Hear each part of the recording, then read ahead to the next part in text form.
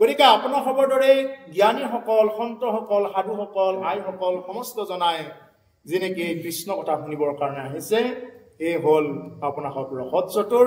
গতিকে পোনপ্ৰথমতে আমি আপোনালোক প্ৰতিপতিকৰ শ্ৰীচনত সশ্ৰদ্ধ প্ৰণিপাত জনাইছো।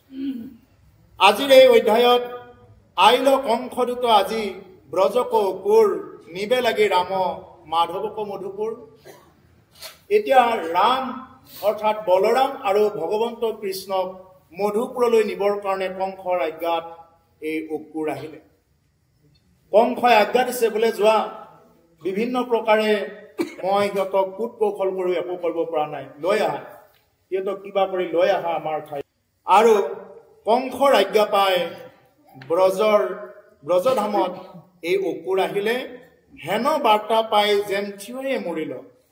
এই বাৰ্তা শুনাৰ লগে লগে তাৰে গোপীসকল থিয়ই মৰাৰ নিচিনা হৈ গ'ল। জীৱন্ততে মৰা তাৰমানে, যে তমুময় দেখি মুখে বচন হৰিল, যে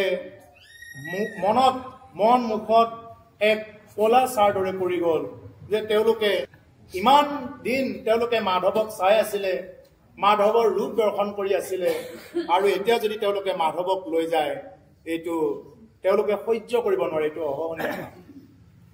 প্ৰভু ভগৱন্তক সকলোৱে চাবৰ কাৰণে ৰৈ থাকে। ভগৱন্ত পুৰুষক চাবৰ কাৰণে গছ, লতিকা, তৃণ লগতে ফুলবোৰেও লৈ থাকে। বোলে আমিতো যাব নোৱাৰোৱে ভগৱানৰ ওচৰত, কিন্তু ভগৱানে যেতিয়া ৰাতিপুৱাই আহিব, আহি আমাৰ ফালে নজৰ দিব, আমাৰ ফালে চাব, আৰু চোৱাৰ লগে লগে কি হ'ব, যে তেওঁলোকে যিটো নেকি ফুলৰ জীৱন, এই ফুলৰ জীৱন তেওঁলোকৰ সাৰ্থক হ'ব। সেইকাৰণে যে ফুল, কীট পতংগ আহিও কি কৰি থাকে, ভগৱন্তৰ দৰ্শন কৰাৰ কাৰণে ৰৈ থাকে। আৰু এনেকুৱা এটা বাৰ্তা হঠাতে আহিলে, বোলে অকুৰে নিবৰ কাৰণে আহিছে, আমাৰ প্ৰিয় ৰাম আৰু মাধৱক নিবৰ কাৰণে আহিছে। এইটো কেনেদৰে সম্ভৱ হ'ব? যি ভগৱন্তক নেদেখিলে আমি একটিল পৰ থাকিব নোৱাৰো, যে তেওঁক যদি নিব আহে এইটো কেনেকুৱা হ'ব, এই বুলি তেওঁলোকৰ চিন্তা হৈছে। হে ৰাম হৃদয় সন্তাপ তেজয় নিশ্বাস ঘন শুকাইলা অধৰ ভৈল মলিনা বদন। এই ৰাম ষোল কয় বল এখোপা শিথিল বখন। কৃষ্ণক ধ্যানত ধৰি নেমেল নয়ন। প্ৰভুসকল, গোপীসকলে এনেকুৱা ভক্তি কৰিছিলে যে তেওঁলোকৰ ভক্তিত ভগৱন্ত সন্তুষ্ট হৈ ৰাস লীলা কৰিছিলে তেওঁলোকলে।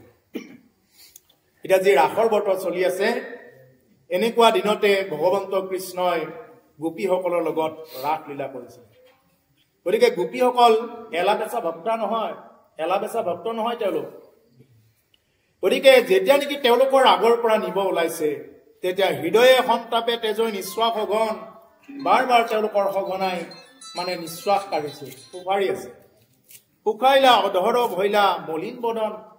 মোক দেখিবলৈ কিবা লগা হৈ গ'ল, যেনেকুৱাকে আমাৰ কিবা এটা যদি বেয়া খবৰ হঠাতে শুনি যাওঁ, তেতিয়াহ'লে আমাৰ যেনেকুৱাকে এটা পৰিস্থিতিৰ সৃষ্টি হ'ব, আমাৰ মুখমণ্ডলত যেনেকুৱা এটা পৰিস্থিতিৰ সৃষ্টি হ'ব, ঠিক তেনেকুৱা যে গোপীসকলৰো তেনেকুৱা হৈছে, যে শুকাইলা অধৰ ভৈল মলিন বদন হলকয় বলয়া খোপা শিথিল বখন। তেওঁলোকৰ খোপা এনেই হলকি গৈছে, এনেই খোপাবিলাক হলকি গৈছে, যেতিয়া নেকি ভগৱন্ত পুৰুষে এতিয়া যাব বুলি শুনিছে। কৃষ্ণক ধ্যানত ধৰি নেমলৈ নয়ন, কেৱল কৃষ্ণকে চিন্তা কৰি আছে। এওক নেদেখিলে আমি কেনেকে থাকিম, তাকে লৈ তেওঁলোকে সদায় চিন্তা কৰি আছে। এতিয়া আমাৰ চিন্তাবিলাক ক'ত?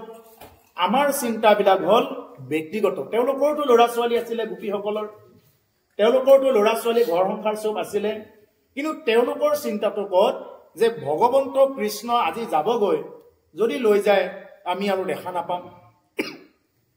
আৰু আমাৰ চিন্তাবিলাকত আমাৰ নিজৰ ল'ৰাটো, নিজৰ ছোৱালীটো, এইবিলাকত লৈহে চিন্তা। আৰু যাৰ কাৰণে গোপীসকলে মানে তেওঁলোক শ্ৰেষ্ঠ ভক্তৰ শাৰীলৈ যাব পাৰিছিল। ও দেহাক পাখৰি চিন্তই যেন যোগী প্ৰায় কৃষ্ণৰ আলাপ স্মৰি কতো মোৰ সাজায় এৰাম হুললিত লীলাম গতি আইসনি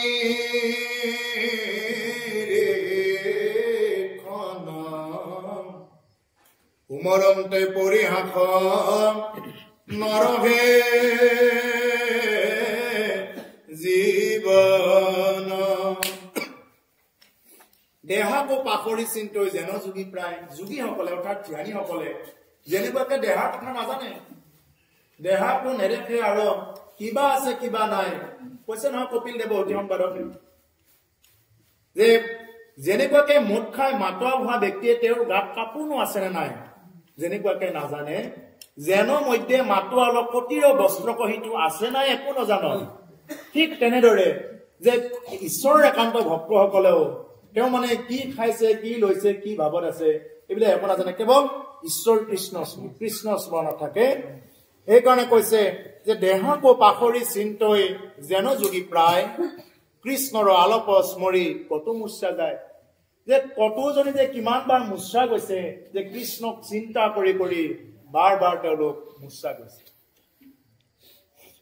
সুললিত লীলাগতি হাস্য নিৰীক্ষণ সুমৰন্তে পৰিয়াস নৰহে জীৱন।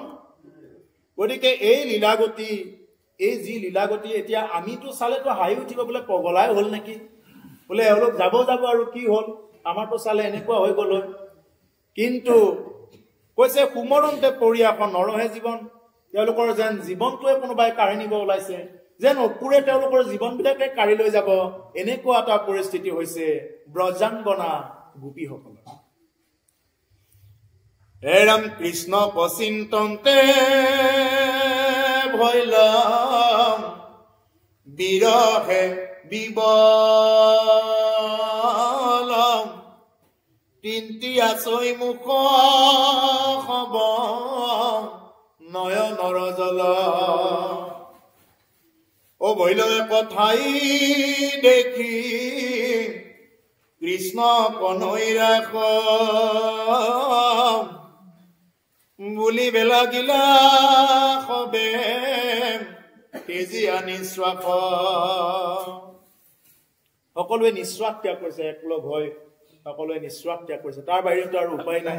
এতিয়া ধৰিও ৰাখিব নোৱাৰে যে তেওঁলোকৰ নয়নৰ মণি প্ৰাণৰ বান্ধৱ, যাৰ লগত তেওঁলোকে ইমানবিলাক লীলা কৰিলে, একেলগে লীলাত সমভাগী হ'ব পাইছে, গতিকে তেওঁ যেতিয়া যাবগৈ তেতিয়া তেওঁলোকে সহিব পৰা নাই। হে বিধি কিঞ্চিতে পুতুৰ দয়া নাই, প্ৰিয়জন সমে আনি কৰ কথাই। হে ৰাম অন্তৰাখনতো পান্তে মনোৰথ পাৰ, সৱালৰ চেষ্টা যেন চৰিত্ৰ তোমাৰ।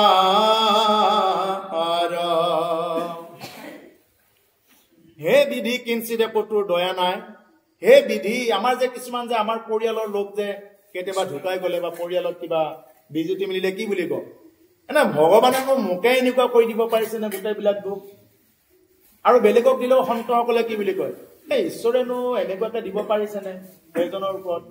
নহয়, এইবিলাক চব কৰ্মবন্ধন, আগৰ যিবিলাক নেকি কৰ্মবন্ধনত থাকে সেই হিচাপত তেওঁ এইবিলাক ফল ভোগ কৰিব, কৰ্মৰ সংস্থান। গতিকে এতিয়া গোপীসকলে কৈছে যে বিধিয়েনো আমাকহে এনেকুৱা দিব পাৰিলেনে, যে আমাৰ ওপৰত অকণমানো দয়া নাই। প্ৰিয়জনক সমে আনি কৰ কথাই, অন্তৰাখন উতুপান্তে মনোৰথ পাৰ, চোৱালো চেষ্টা যেন চৰিত্ৰ তোমাৰ।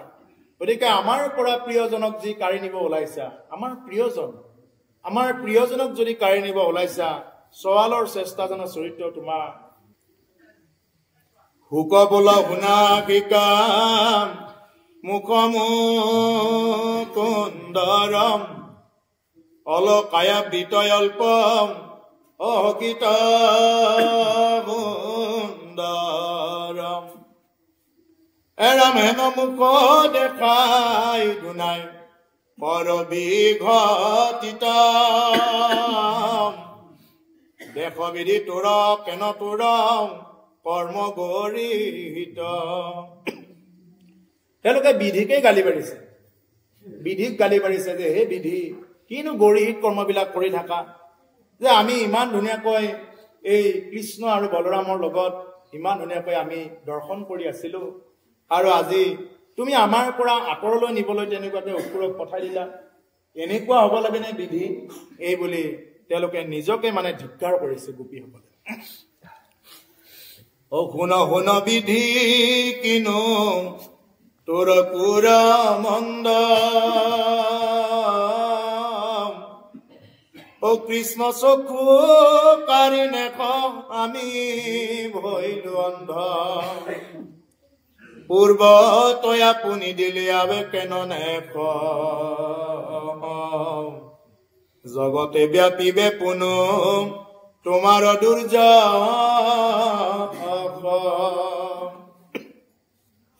গতিকে শুনা বিধি, বিধিক গালি পাৰিছে, নিন্দা কৰিছে। হে বিধি, যদি আমাৰ পৰা কাঢ়ি লৈ যোৱা কিন্তু জগতে তোমাকে নিন্দা কৰিব চাবা, সেইবুলি কৈছে যে যদি আমাৰ পৰা কাঢ়ি লৈ যোৱা, কৃষ্ণ চকু কাঢ়ি নেখ আমি ভৈলো অন্ধ, কৃষ্ণ চকু কেইটা আমাৰ পৰা কাঢ়ি নিলা, নয়নৰ মণি আমাৰ পৰা কাঢ়ি নিছা, কিন্তু চাবা পূৰ্বত আপুনি দিলি আবে কেন নেখ, জগতে বিয়াবিবে পুনু তোৰ দুৰ্যশ। এবাৰ দিছা আকৌ লৈ গৈছে, এইবিলাক কি কথা? এই বুলি তেওঁলোকে মানে ব্যক্ত কৰিছে। এৰাম বিধাতা কয় ৰে অন্য অন্য বোলৈ বা কম, ইকে খেদ নন্দ সুতো তেজন তয়া মাকম, এৰাম পতি পুত্ৰ তেজি আই খানে ভৈলো চেৰি,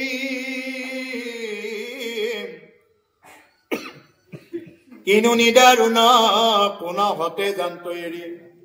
আমি পতি পুত্ৰ বাদ দি আমি এই মাধৱকে ভজনা কৰিছো, আৰু আজি কোন হতে নিব আহিছা? এই বিধি তুমি কিয় আজ্ঞা কৰিছা এইবিলাক? এই বুলি বিধিকে তেওঁলোকে মানে গালি পৰা নিচিনাকে বা দুখ প্ৰকাশ কৰিছে বিধিক। অ কিনো পুণ্য কৰিলে কম মথুৰা নাৰী, ভৈল সুপ্ৰভাত আজি দেখিবে মুৰাৰী, কৃষ্ণৰ কটাক্ষে হাস্য অমৃত সমান, নয়ন ভ্ৰমৰ ভৰি কৰিবে কপান। গতিকে কিনো পুণ্য কৰিলে ক মথুৰাৰ নাৰী, মথুৰাৰ বিশেষকৈ নাৰীসকলে যে কি পুণ্য কৰিলে, ভৈলা সুপ্ৰভাত আজি দেখিবে মুৰাৰী। এইবাৰ মথুৰাৰ নাৰীসকলে দেখিব, এতিয়া আমি দেখাৰ পৰা বঞ্চিত হৈ গলো। যি মাধৱক আজি ইমান দিনে আমি সদায় দৰ্শন কৰি আছিলো, এতিয়া এই সৌভাগ্য মিলিল মথুৰাৰ নাৰীসকলৰ। না আমাৰনো বিধিয়ে ইমাননো এনেকুৱাকে মূৰত শিলটো মাৰি দিলে নে, যে আমাৰ নয়নৰ মণি এই কৃষ্ণ আৰু বলৰামক কাঢ়ি নিব পঠাই দিলে? এই বুলি তেওঁলোকে আক্ষেপ কৰিছে। ভৈল সুপ্ৰভাত আজি দেখিবে মুৰাৰী, তেওঁলোকৰ প্ৰভাত হল আৰু আজি আমাৰ অন্ধকাৰ হল, এই বুলি তেওঁলোকে নিজকে ধিক্কাৰ কৰিছে। কৃষ্ণৰ কটাক্ষে হাস্য অমৃত সমান, তেওঁৰ এবাৰ যদি কেৰাকৈ যদি অকণমান চাই দিয়ে, অকণমান যদি হাঁহিও দিয়ে, অমৃতৰ সমান, অমৃত পোৱা দি পায়। যদি এবাৰ ভগৱন্ত কৃষ্ণই কিবা এটা বস্তুৰ ওপৰত যদি এবাৰ চকু দিছে, তেতিয়াহ'লে সেই বস্তুটো বা সেই জীৱটোৱে বহুত সুখ পায়, বহুত সুখ পায়, অনন্ত সুখ পায়। তেওঁ ভগৱন্ত কৃষ্ণ যদি এবাৰ কেৰাহীকৈ যদি অকণমান চায়, কৈছে নয়ন ভ্ৰমৰ ভৰি পৰিৱেশ প্ৰাণ, আজি মথুৰাৰ নাৰীসকলে নয়ন ভৰি পান কৰিব, আৰু আজি আমাৰ পৰা ভগৱন্ত পুৰুষ দূৰত যাব। এইটো কেনেকুৱা কথা হ'ল?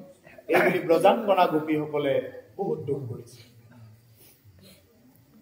ও মধুৰ মূৰ্তিক দেখি হইব কৃতকৃত প্ৰিয় সম্ভাষণে আন ও মুহিবে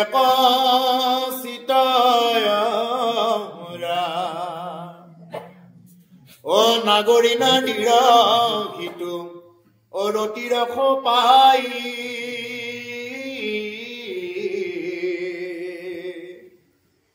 ও আমি কুগ্ৰামিক লাগি ও নাকিবাদো নাই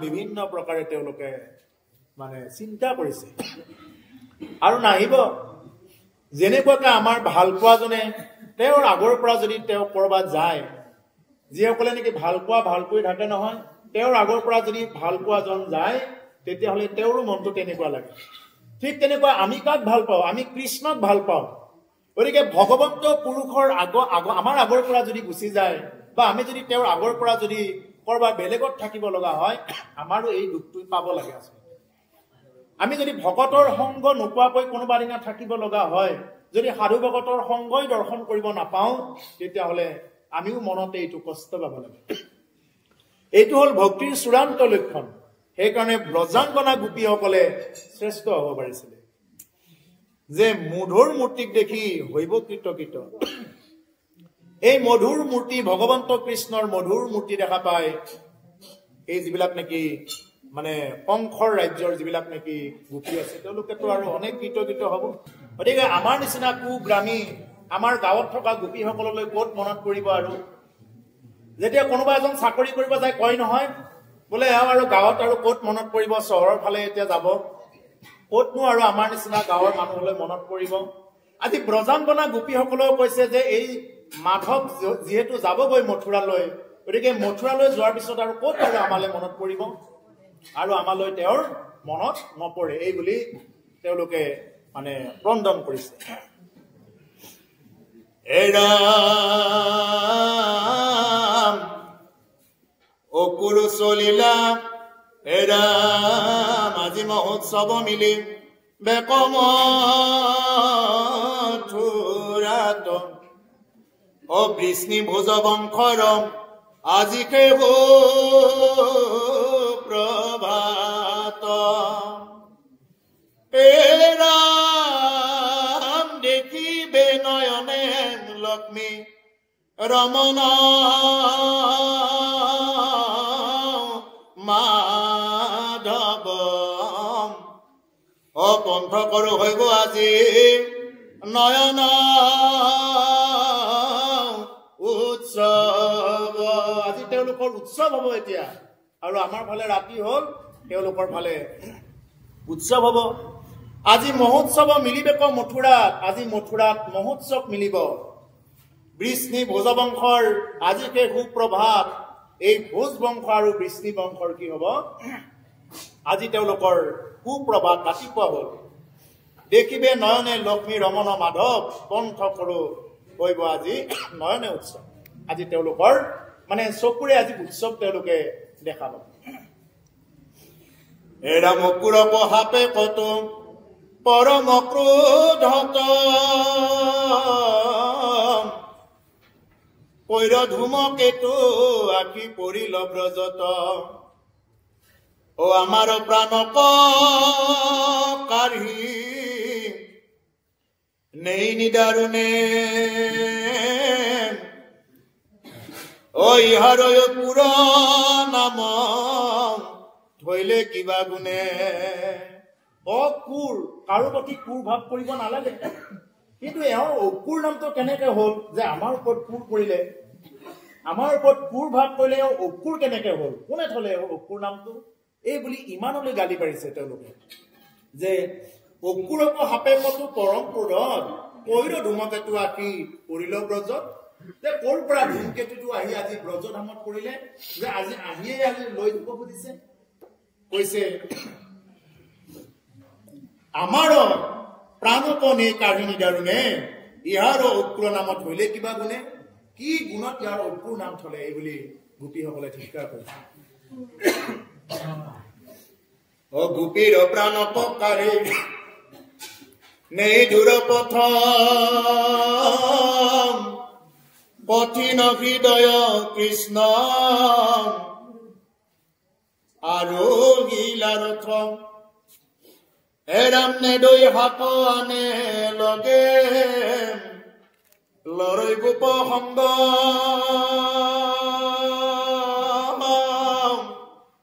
পৰিবে বিঘিনি হনু যাত্ৰা হইবে ভংগ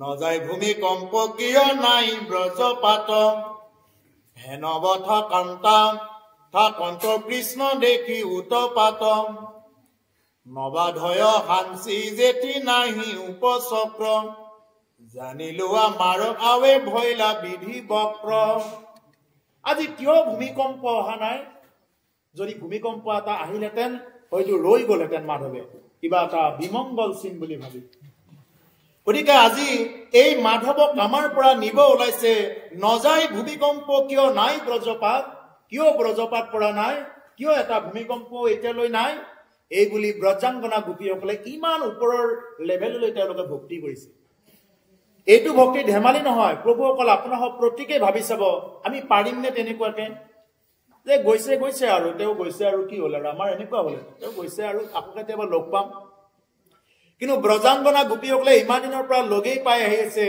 কিন্তু তথাপিও তেওঁলোকৰ মনটো ফুটা পলোৱা নাই কৈছে কিয় ভূমিকম্প হোৱা নাই কিয় ব্ৰজপাত এতিয়াও হোৱা নাই হেনবা থাকন্ত কৃষ্ণ দেখি উৎপাত কিজানি কৃষ্ণ এই উৎপাতবিলাক দেখি তেওঁ আমাৰ মাজতে থাকে যদি যাব মনেই নকৰে এই বুলি ব্ৰজাংগনা আইসকলে মনতে তেওঁলোকে চিন্তা কৰিছে আৰু কৈছে জানিলো আমাৰে হৈ বিধি ভৈল বক্ৰ নিশ্চয়কৈ জানিলো বিধিয়ে আমাৰ ওপৰত বক্ৰ হৈছে বেকা হৈছে আমাৰ ওপৰত আৰু কোন দৃষ্টি ৰখা নাই বেকা দৃষ্টি ৰাখিছে এই বুলি ব্ৰজাংগনা গোপীসকলে চিন্তা কৰিছে অন্য বলৈ কত মহাশাখ পৰি নৰণীৰ জৰি পুলকিল ধৈৰ্যে তেজি যতে কুন্দৰী এৰাম পৰম বিবল হোয়া মহাপ্ৰেম ভাবে কৃষ্ণ কৃষ্ণ বুলি আতি অকান্দৈ দীৰ্ঘ ৰাৱে কৃষ্ণ কৃষ্ণ বুলি একদম দীঘল দীঘল উশাহ লৈ লৈ কেৱল কান্দিছে আৰু কান্দিছে যেনেকুৱাকে আমাৰ মানুহ মৰিলে দুখতে কান্দে নহয় কিছুমানে ঠিক তেনেকুৱাকে যে ভগৱন্ত যেতিয়া যাব ওলাইছে বা নাযাওঁতে যাব ওলোৱা এইটো আহা গম পোৱাৰ লগে লগে তেওঁলোকৰ এইটো দীঘল দীঘলকৈ উশাহ লৈ হুমুনিয়া কাঢ়ি কাঢ়ি তেওঁলোকে আইসকলে কান্দিছে হিমতে কৰন্ত বিলাপ বিপৰীত অকুৰু চলিলা ৰথে পৰিণীত কীট নন্দ আদি গোপগণে শকতত চৰি পৰমা তোপে চলয় ৰাম কৃষ্ণৰ সমান বয়স হবে গোপৰ কুমাৰ বস্ত্ৰ অলংকাৰে আতি ভূয়া জাতি ৰথৰ দুই পাশে আঁকি ধৰিল যোগান কান্দৈ মকমকী গোপী ভূতে যেন প্ৰাণ চবে কন্দা কটা কৰিছে ভগৱন্ত যেতিয়া যাব ওলাইছে চবে কন্দা কটা কৰিছে অকুৰু চলিলা ৰথে পৰি নৃত্য গীত নৃত্য কৰ্মবিলাক কৰি অকুৰু ৰথত আৰু লৈ যাব ওলালেই আৰু ইতিমধ্যে নন্দ আদি কৰি গোপগণে শপতত চৰি পৰম আটোপে চলৈ ৰামকৃষ্ণৰ আৰু সকলোৱে তেনেকুৱাকে ৰামকৃষ্ণৰ লগত নন্দ আদি গোপ সকলো একেলগে ওলাইছে সমান বয়স হবে গোপৰ কুমাৰ বস্ত্ৰ অলংকাৰ আদি ভূয়া জাতিষ্কাৰ তেওঁৰ সমান বয়সৰ গোপ কুমাৰ সকলো যাব ওলাইছে আৰু ৰথৰ দুই পাশে আঁকি ধৰিল যোগান কান্দৈ মকমকী গোপী ফুটে যেন প্ৰাণ গোপীসকলৰ যেন প্ৰাণ ফুটি যায়, এনেকুৱা এটা অৱস্থালৈ তেওঁলোক গৈছে। ভকতৰ বান্ধৱে মাধৱে দেখি দুখ, ৰথতে পালতি ভৈলা গোপী সন্মুখ, এৰাম হৃদয় নয়নে চাই সবাপনি ৰেখি, জোৰাইলা কিঞ্চিত চিত কৃষ্ণ মুখ দেখি। আৰু ভকতৰ বান্ধৱ মাধৱে দেখি দুখ, ভকতসকলৰ বান্ধৱ প্ৰভু অকল ভকতৰ বান্ধৱ আৰু বেলেগ একো নাই, ভকতৰ বান্ধৱ বন্ধু কেৱল মাধৱ। সেইকাৰণে মহাপুৰুষে কৈছে, তুমি বেতিৰেকে কোন বন্ধু আছে, যি মোৰ চিন্তা কৰ,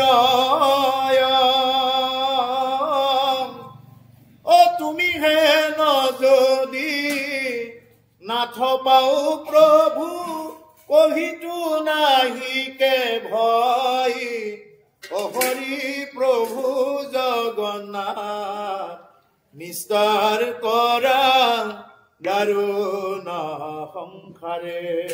সেইকাৰণে ভকতৰ বান্ধৱ বুলি ক'ব। ভকতজনৰ বান্ধৱ বেলেগ একো নাই, কেৱল কৃষ্ণ, কেৱল কৃষ্ণ।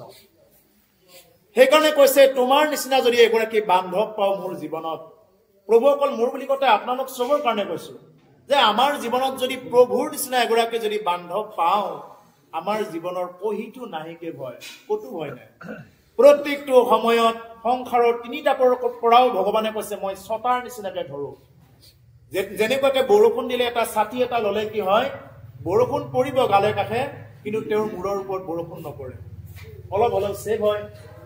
বা যেনেদৰে ৰ'দত ছটাটো ললে কিছু হলেও আমি তাৰ পৰা নিস্তাৰ পাওঁ, ঠিক তেনেকুৱা কথা যদি কোনোবাই বান্ধৱ মাধৱক নিজৰ যদি বান্ধৱ বুলি এবাৰ ল'ব পাৰিলে, মাধৱ বান্ধৱে কি কৰিব, তেওঁ ছটাৰ নিচিনাকে কাম কৰিব। প্ৰভুসকল আমাৰ যি সংসাৰত তিনিটা তাপ আছে, আদি ভৌতিক তাপ, আদি দৈবিক তাপ আৰু আধ্যাত্মিক নামৰ তিনিকুৰা যি তাপে পুৰি আছে আমাক, এই তিনিকুৰা জুইৰ পৰা আমি কোনেও তৰিব নোৱাৰো। আদি ভৌতিক তাপ মানে আমাৰ ভৌতিক শৰীৰটো, এই যে কাহৰ পৰা, জ্বৰৰ পৰা, মূৰৰ বিষৰ পৰা, পেটৰ বিষৰ পৰা, এই যিমান বিলাক বেমাৰ আছে, এই বেমাৰ বিলাক আমাৰ দেহাত লাগিবই, ইয়াক কয় আদি ভৌতিক তাপ। আদি দৈবিক তাপ কি, দৈৱ ক্ৰমে বোলে হঠাতে বোলে মানে কিবিলাক হয়, বোলে তেওঁ গৈ আছিলে হঠাতে পৰি গল, হঠাতে বোলে সাপে খুটিলে, বিচাই থাকিলে, কিবা হল, হঠাৎ আমি যিবিলাক শুনা পাওঁ, দৈৱ ক্ৰমে যিবিলাক হল, এইবিলাক হল আদি দৈবিক তাপ। আৰু আধ্যাত্মিক নামৰ তাপটো হল বোলে হঠাতে বানপানী হল, হঠাৎ বোলে ধুমুহা হল, হঠাৎ বোলে গৰা খহনীয়া হল, প্ৰলয়। এই প্ৰলয় বিলাকৰ পৰাও কোনেও সাৰি যাব নোৱাৰে, এইবিলাক শাৰীৰিক ভাৱে পাওঁ। আৰু এটা মানসিক ভাৱেও পাওঁ আধ্যাত্মিক তাপ। আধ্যাত্মিক তাপ দুই প্ৰকাৰৰ, শাৰীৰিক আৰু মানসিক। এই মানসিক ভাৱে পোৱা তাপটো হল বোলে ভাতত তিতা খাব পাৰি, মাতত তিতা খোৱাটো টান। বোলে ভাততে এসাঁজ তিতা খাব পাৰি, যদি বোৱাৰীয়ে ভাত তিতা দিওঁতে ঠেকেচা মাৰি দিয়ে, এই কিন্তু মাতৰ তিতাটো খাব নোৱাৰে। গতিকে এই যে মাতৰ তিতাবিলাক আমি চাকৰিয়াল বিলাকে ওপৰৰ বছৰ পৰা পায়, বোলে গাঁৱত ঘূৰি ফুৰা বিলাকে আৰু কৰবাৰ ওপৰৰ লেভেলৰ মানুহ বিলাকৰ পৰা এনেকুৱা পাই থাকে, এই যিবিলাক নেকি আমি মাতৰ তিতা পাই থাকো, এইবিলাক হল আমাৰ আধ্যাত্মিক একোটা তাপ। এই তিনি তাপৰ পৰাও ৰক্ষা কৰিব পৰা, তাপত্ৰয় বিনাশায় শ্ৰীকৃষ্ণায় বয়ম নমঃ, তিনি তাপৰ পৰাও বিনাশ কৰা, তিনি তাপৰ পৰাও ৰক্ষা কৰি দিব পৰা একমাত্ৰ ঈশ্বৰে হল ভগৱন্ত কৃষ্ণ। সেইকাৰণে গোপীসকলে সেইকাৰণে কৈছে, সেই প্ৰাণৰ বান্ধৱ তোমালোক যদি যোৱাগৈ আৰু কোন থাকিব। সেইকাৰণে প্ৰভুসকল আমি ঈশ্বৰক প্ৰাণৰ বান্ধৱ বন্ধু এই বুলি ললেও একো অপৰাধ নহয়, আমি বন্ধু হিচাপেও তেওঁক প্ৰত্যেকটো সময়ত পাব পাৰো। আৰু অৰ্জুনে এনেদৰে বন্ধু হিচাপত লৈ, সখা হিচাপত লৈ অৰ্জুনে কি কৰিব পাৰিছিলে, কুৰুক্ষেত্ৰ যুদ্ধত বিজয়ী হব পাৰিছিল। তমেব মাতা পিতা তমেব বন্ধু সখা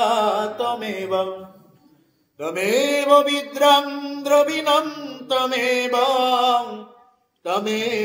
সর্বম মম দেব দেবম তমেব সর্বম মম দেব দেব। তুমি মোৰ মাতা, তুমি মোৰ পিতা, তুমি মোৰ বন্ধু, তুমি সখা, এই সকলো এই বুলি অৰ্জুনে ভগৱন্ত কৃষ্ণৰ ওচৰত স্তুতি কৰিছিলে। সেইকাৰণে প্ৰভুসকল আমিও কি কৰিব লাগে, সেই বান্ধৱ মাধৱক কি কৰিব লাগে, ল'ব লাগে। ভকতৰ বান্ধৱে মাধৱে দেখি দুখ, ৰথতে পালতি ভৈলা গোপীকসমূহ, ৰথৰ পৰা আকৌ পালতি আহি গোপীসমূহ গৈছে। ইমান ভক্তবৎসল প্ৰভুসকল পিছত কব, এই গোপীসকলৰ কাৰণে আকৌ উদ্ধৱক পঠাই দিব। যোৱাচোন সেই মোৰ প্ৰাণৰ বান্ধৱ উদ্ধৱ, যোৱা, গোপীসকলে বৰ চিন্তাত আছে, মই কাক কম এতিয়া এই কথাবিলাক। তুমি হয়তো কব পাৰা উদ্ধৱ, কাৰোবাৰ তিৰোতাই কান্দে, তোমাৰনো কি দৰকাৰ, এই বুলি হয়তো কব পাৰা হে উদ্ধৱ বান্ধৱ। কিন্তু মই তোমাকেই কব পাৰিছো হে উদ্ধৱ, কি হয় তুমি গলে দেখা পাবা, কিন্তু মই তোমাক আজ্ঞা কৰিছো হে উদ্ধৱ, তুমি যোৱা এই গোপীসকলৰ কাৰণে, পিছত পঠাব প্ৰভুসকল। যে গোপীসকলে যেনেকুৱাকে ভগৱন্ত পুৰুষ তাৰ পৰা মথুৰালৈ যোৱাত গোপীসকলে যেনেকুৱাকে দিন ৰাতি টোপনি অহা নাই, তেওঁলোকৰ একদম শুকাই কিনাই চেহেৰা কিবা হৈ গৈছে। ভগৱানো কিন্তু তাতে গৈ ঠিকে থাকিব পৰা নাই। ভগৱানো তাতে গৈ কি কৰিছে, কেৱল গোপীসকলৰ চিন্তা কৰি আছে। এই হল ভক্ত ভগৱানৰ লীলা। প্ৰভু মই এৰে ভকতে নিশ্চিন্তে কিছু আন, ময়ো ভকতত পৰে নাজানো হোৱা। মই ভকতৰ পিনে একো নাজানো, আৰু ভকতেও মোকেই চিন্তা কৰি থাকে। সেইকাৰণে যি ভকতে ভগৱন্তক চিন্তা কৰে, ভগৱন্তই তেওঁক যি দিব লাগে সেইটো ভগৱন্তই কৃপা কৰে। সেইকাৰণে আমি ভগৱন্তৰ ওচৰত, তেওঁ নাজানে বুলি আমি তেওঁৰ ওচৰত কিবা কিবি খুজি থাকিব নালাগে। প্ৰভু এইটো নাই সেইটো নাই, আমিতো কেৱল নাইটোৰ ওপৰতে ধৰি থাকো বোলে প্ৰভু এইটো নাই সেইটো নাই। আমি যি পাইছো তাতে সন্তুষ্ট নহওঁ। ভগৱানৰ ওচৰত যদি এবাৰ কওঁ যে হে প্ৰভু, তুমি মোক যিখিনি দিছা, যে মোৰ যোগ্যতাতকৈ তুমি মোক বহুতখিনি দিছা, এইবুলি যদি ঈশ্বৰৰ ওচৰত প্ৰাৰ্থনা কৰা হয়, তেতিয়া ঈশ্বৰে এই প্ৰাৰ্থনা মঞ্জুৰ কৰে। কিন্তু আমি আৰু কেৱল নাই নাই, এইটো নাই সেইটো নাই, এইবুলিয়ে থাকো। নাই মানে নেগেটিভ, মানে নেগেটিভেই হ'ব। যদি কোনোবা মানুহ নেগেটিভ হয় জীৱনত, বোলে বাপ আপোনাৰ কি খবৰ, বোলে একদম ভাল নহয় হে বাপ, মোৰ বহুত টেনচন, মোৰ জ্বালা বহুত, এইবিলাক বুলি যদি কেৱল নাই জ্বালা কিবা কিবি টেনচন এইবিলাক কৈ থাকে, তেওঁৰ নেগেটিভেই হ'ব কামবিলাক, মানে ঋণাত্মকেই হ'ব, তেওঁৰ পৰিণামো ঋণাত্মকেই হ'ব। ইয়াৰ উদাহৰণটো আপোনাৰভাৱে বুজাই দিলে বুজি পাব। যেতিয়া সুদামা ভগৱন্ত কৃষ্ণৰ ওচৰলৈ গৈছিলে ফটা ধুতিখন পিন্ধি, ভগৱানে সুধিছে, হে সুদামা, গৃহৰ ফালে চব ভালে আছেনে? ভাল ভাল, চব ভাল। সুদামাই কিন্তু ভগৱানৰ কাষত পাই একো খোজা নাই। যদি সেইদিনা সুদামাই খোজে বোলে হে মাধৱ, মোক এই ব্ৰহ্মাৰ পদটো দি দিয়া, ব্ৰহ্মাৰ পদ কিয়, মোক ব্ৰহ্মাণ্ডৰ স্বামী বনাই দিয়া, এই বুলিও যদি সেইদিনা সুদামাই কয়, সেইদিনা ভগৱন্ত পুৰুষ এনেকুৱা উদাৰ হৈ আছে যে হে সুদামা, মই তোমাক সকলো দিব পাৰো, কিন্তু মই তোমাৰ স্থানত থাকিব ইচ্ছা কৰো। লক্ষ্মী আয়ে বাধা কৰিছে, বোলে প্ৰভু আৰু এক মুঠা চাউল নাখাব, যদি আৰু এক মুঠা চাউল খাই দিয়ে সুদামাই অনা, মই ফচি গলো, আৰু মই তোমাকহে সেৱা কৰিব খোজো, নহলে মই সুদামাক সেৱা কৰি থাকিব লাগিব। হে স্বামী, তুমি আৰু আমাক অনাথ নকৰিবা। এই বুলি আই লক্ষ্মীয়ে আহি কামো কৰিছে যে হে প্ৰভু, একদম আপুনি আৰু এইটো নকৰিব। এই বুলি আকৌ পুনৰ আগৰ দৃষ্টিত আহি কি কৰিলে, বোলে দিয়া দিয়া, আমি অষ্টমহীকে মিলি খাম। সুদামাই যি মহা অমৃত আনিছে, যি চাউল মুঠা আনিছে, এইখিনি আমি কি কৰিম, আমি সকলোৱে ভগাই বিটাই খাম, আমি সকলোৱে ভগাই খাম। এই বুলি কি কৰিছে, যে অষ্টমহীকে সেই চাউল মুঠা খাইছে। গতিকে সেইকাৰণে প্ৰভুসকল, আমি যদি জীৱনত কোনোবাই কিবা সুধিলে বোলে প্ৰভু ভালনে, ভাল, বা ভগৱন্তই ৰাখিছে দিয়ক, বা আপোনালোকৰ কৃপাত আপোনালোকৰ আশীৰ্বাদত আছো আৰু ঠিকে আছে, এই বুলি ক'ব লাগে। যদি আমি নিজৰ যদি একদম বেয়া কিবা কিবি কৈ থাকো, সঁচা কৈ চাবচোন বাৰু, সেইবিলাক মানুহৰ ওচৰত গ'লে নেগেটিভ নেগেটিভ লাগিব, বেয়া বেয়া লাগিব, বেয়া বেয়া লাগিব। চাব, যি মানুহক কেৱল কথা সোধাৰ লগে লগে একদম মোৰ খবৰ বেয়া, বেয়া মানে তেওঁ বেয়াই হ'ব, তেওঁৰ জীৱনত আৰু ভাল নহয়। গতিকে সেইকাৰণে যে আমি সদায় কোনোবাই খবৰ সুধিলেও ভাল বুলিয়েই ক'ব লাগে। আৰু যদি বেয়া বুলি যদি আপোনাৰ ঘৰৰ গোটেইখিনি কথা যদি তেওঁৰ আগত কৈ দিলে, সেইখিনি কথাকে বিক্ৰী কৰি আৰু কাৰোবাৰ ঘৰত তেওঁ চাহ খাব সুবিধা হ'ব।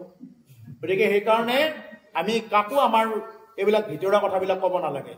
ক'ব পাৰি, যদি কোনোবাই তেনেকুৱাকে হেৰি কৰি দিব পাৰে, মানে বাটটো মুকলাই দিয়ে, তেওঁ ক'ব পাৰি, কিন্তু এই বাটটো কোনেও মুকলি কৰিব নোৱাৰে জনাতে। গতিকে সেইকাৰণে আমি কোনেও তেনেকুৱাকে বেয়া এই বুলি শব্দ ক'ব নালাগে। যি শব্দ কোৱা যায়, শব্দই ব্ৰহ্ম, শব্দই ব্ৰহ্ম। এই ভাগৱতো ব্ৰহ্ম, এই ভাগৱত বাংময় ৰূপত আছে, একাদশ স্কন্ধত দেখা আছে। এই ভাগৱত বাংময় ৰূপত আছে। বাংময় মানে বাক্যময়, বাক্যই শব্দ, শব্দই ব্ৰহ্ম, ব্ৰহ্মই ভাগৱত। সেইকাৰণে ভাগৱতৰ ওচৰত আহিলে আমি কি কৰিব লাগে, প্ৰথমতে কয় শুনা সাৱধান, সাৱধানেৰে শুনিব দিয়ে ভাগৱত। যে সাৱধান বুলি ক'ত লিখা থাকে? কাৰেণ্টৰ ট্ৰেন্সমিটাৰত লিখা থাকে বোলে সাৱধান, ডেঞ্জাৰ, খাতৰা। ইয়াত কোনোবাই জানি লাৰি দিলেও নাজানি লাৰি দিলেও কি হ'ব? জ্বলিব, ভস্ম হৈ যাব। সেই তেনেকুৱা ভাগৱতৰ ওচৰত আহি যদি কোনোবাই বেলেগ চিন্তা কৰি থাকে, বিষয় চিন্তা কৰি থাকে, বা ভাগৱতৰ ওচৰত যদি আহি উচ্চ আসনত বহে বা তেনেকুৱা, যিসকলে নোৱাৰে এইটো বেলেগ কথা, দেহা দি নোৱাৰে। কিন্তু পঢ়াসকলেও কিছুমান আছে নহয়, বোলে মই কিয় বহিম এওঁলোকৰ লগত, মইতো নবহো। এনেকুৱা মানুহৰ কাৰণে কৈছো যে তেওঁলোকে এই উচ্চ আসনত বহিব নালাগে। যিয়ে নেকি শাৰীৰিকভাৱে পাৰে, নোৱাৰাবিলাকৰ কথা বেলেগ। যিয়ে শাৰীৰিকভাৱে পাৰিও বহে, বা যিয়ে নেকি ভাগৱতৰ ওচৰত আহি বেলেগ কথা কয়, বেলেগ কথা চিন্তা কৰে, ভকতক দেখাবলৈ কৃষ্ণ বুলি নকয়, তেওঁৰ ভক্তিও একো নহয়। প্ৰভু অকল দেখাজনকেই কৃষ্ণ বুলি ক'ব লাগে, দেখাজনকেই মান্যতা কৰিব লাগে।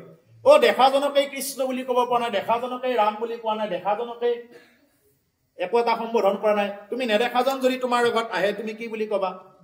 যদি নেদেখাজন তোমাৰ লগত আহিল শংখ চক্ৰ গদা পদ্ম লয়, তুমি তেওঁৰ আগত কি বুলি কবা? গতিকে সেইকাৰণে ভাগৱতে এইটো মান্যতা কৰিছে যে দেখা ভকতজনকেই তুমি কৃষ্ণ বুলি কোৱা, ৰাম বুলি কোৱা। কাৰণ ভকতৰ লগত ভগৱন্ত সদায় জড়িত হৈ থাকে। ইয়াৰ আগত কোৱা হ'ল নহয় যে মই এৰে ভকতে নিশ্চিন্তে কিছুমান, ময়ো ভকতৰ বিনে নজানো হোৱান। গতিকে যে প্ৰভু ভগৱন্তই ভকতৰ বিনে একো নাজানে। ভগৱন্তই এনেকুৱাকে কৈছে একাদশ স্কন্ধত যে হে উদ্ধৱ, মই সকলোতকৈ কাক ভাল পাওঁ? মই মানে চব ব্ৰহ্মা আদি যিমানবিলাক দেৱতা আছে চবক ভাল পাওঁ। তাতকৈও মই ভাল পাওঁ মানে লক্ষ্মীক ভাল পাওঁ। তাতকৈও মই ভাল পাওঁ মোৰ দেহাটোক, আৰু মোৰ দেহাটোতকৈ ভাল পাওঁ কাক? মোৰ ভকতক। মোৰ ভকতক ভাল পাওঁ বুলি কৈছে। তেওঁৰ দেহাতকৈ ভাল পায়। দেহাতকৈ প্ৰিয় আৰু মানুহৰ একো নাই। মানুহৰ নিজৰ নিজৰ দেহাটোতকৈ প্ৰিয় আৰু বেলেগ বস্তু একো নাই। কেনেকে দেহাটো আৰামত ৰাখিব পাৰি, কেনেকে সুস্থভাৱে ৰাখিব পাৰি, এইটো চবৰে চিন্তা হয়। গতিকে যে ভগৱন্ত কৃষ্ণই এনেকুৱাকৈ উদ্ধৱক কৈছে যে হে উদ্ধৱ, হে মোৰ প্ৰাণৰ সখী, যে মোৰ দেহাটোতকৈও মই তোমাক ভাল পাওঁ, ভকতক ভাল পাওঁ, এই বুলি কৈছে।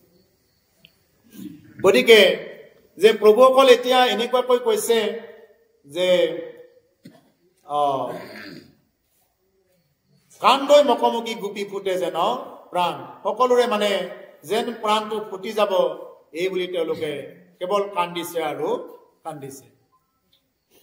এৰা মৰা ঔধমুখে চাই হবে আচৈবে মান, পাও কিবা প্ৰিয় মাধৱ বৰ মিধান। এৰাম পাননাথে বুলিবন্ত আমাক শ্বাস, থিয় হৈ আছে গোপী ছয় পিপাস। আৰু গোপীসকলে যেতিয়া ৰথৰ ওচৰত আহি তেনেকুৱাকে একদম কান্দিছে আৰু কান্দিছে, তেতিয়া মাধৱে ৰথৰ পৰা পালতি আকৌ গোপীসকলৰ পিনে চাইছে। তেতিয়াহ'লে চাওকচোন যে যি ভগৱন্ত তেওঁ কাল মায়াৰ অধিকাৰী, কৃষ্ণ একদেৱ দুখহাৰী কাল মায়াৰ অধিকাৰী, কাল মায়াৰ অধিকাৰী হৈও তেওঁ খন্তেকৰ কাৰণে অকণমান মায়াই পাইছে। গোপীসকলৰ ভক্তৰ প্ৰেমত, ভক্তিৰ প্ৰেমতহে এইটো তেওঁ ঘূৰিছে। এনেকুৱা ভক্তি আছিল গোপীসকল। জোৰাইল কিঞ্চিত চিত কৃষ্ণমুখ দেখি তেওঁলোকে কৃষ্ণৰ মুখ আকৌ পুনৰবাৰ দেখা পাই তেওঁলোকৰ প্ৰাণটো অলপ জোৰ পৰিছে। নহলে কৃষ্ণটো ৰথৰ পিনে আগৰ পিনে চাই চাই গৈ আছিলে, কিন্তু যেতিয়া পিছৰ ফালে চাই যেতিয়া ঘূৰি দিলে, লগে লগে কি হল মানে গোপীসকলে প্ৰাণটো যেন আকৌ উভতাই পাইছে যে ভগৱন্তই আমাৰ ফালে চাইছে। কাৰণ এবাৰ যদি চাই দিয়ে ভগৱন্ত কৃষ্ণই, তেতিয়াহ'লে চব বিলাক অহংকাৰ কিবা খণ্ড চূৰ্ণ বিচূৰ্ণ হৈ যায়। যেতিয়া ভগৱান ৰামৰ লগত যেতিয়া নেকি তেওঁৰ সৰু ভায়েক হৈ যেতিয়া লক্ষ্মণ আহিছিলে, লক্ষ্মণে এতিয়া ভগৱন্তক এইবাৰ প্ৰাৰ্থনা কৰিছে যে হে প্ৰভু, এইবাৰ যদি মই আপোনাৰ লগত যাব লগা হয়, মই কিন্তু ডাঙৰজন হৈ যাম, মই সৰুজন হৈ আৰু নাযাওঁ। কিয়? বোলে তোমাৰ চববিলাক ভাগ বচন শুনি থাকিব লাগে, তুমি যি কোৱা তাকে মানি থাকিব লাগে, মই আৰু এইবিলাক বাৰ বাৰ কৰি থাকিব নোৱাৰো। গতিকে এইবাৰ মই তোমাৰ ডাঙৰজন হৈ যাম। ঠিক আছে, তথাস্তু তুমি এইবাৰ মোৰ ডাঙৰজন হৈ আহিবা। এইবাৰ আহিল ডাঙৰজন হৈ বলভদ্ৰ। যেই বলভদ্ৰ হৈ আহিল, তেওঁকতো এবাৰ এটা মিচিকিয়া হাঁহিত এটা কেৰা চাৱনীতে কি কৰিছে, কেৰা মানে খঙৰ চাৱনী নহয়, এবাৰ কেৰাইকৈ যদি অকমান চাই দিছে, এনেকুৱা পদুম ফুলৰ দৰে কলিটোৰ দৰে চকুহাল এবাৰ যদি চাই দিয়ে হৃদয় জোৰ পৰি যায়। বলৰামৰ অশেষ খং, শেষ নাগৰ অৱতাৰ, একদম ফুচ ফুচাই থাকে, কেৱল খঙে খং। আৰু এতিয়া যেতিয়া নেকি সুভদ্ৰাক যেতিয়া নেকি মানে অৰ্জুনে লৈ গল বুলি গম পালে, দুটৰ মুখে গম পালে, মানে খং আৰু বোলে মানে অৰ্জুনে আমাৰ ভনীক লৈ যায়, ইমান সাহস। তেতিয়া বলৰামে একদম সৈন্য সামন্ত ৰেডি কৰি বোলে নহয়, আমি কি কৰিম, আমি একদম আগুৰি লম বলা, এই বুলি শেষবাৰৰ কাৰণে কৃষ্ণৰ ওচৰত ক'ব আহিছে। বোলে কৃষ্ণ, বোলে আমাৰ প্ৰিয় ভনীক, প্ৰাণৰ ভনীক অৰ্জুনে বোলে পলাই লৈ গল, তেওঁক আমি বাটতে ধৰিম, এতিয়া আগুৰি ধৰিম সৈন্য দি।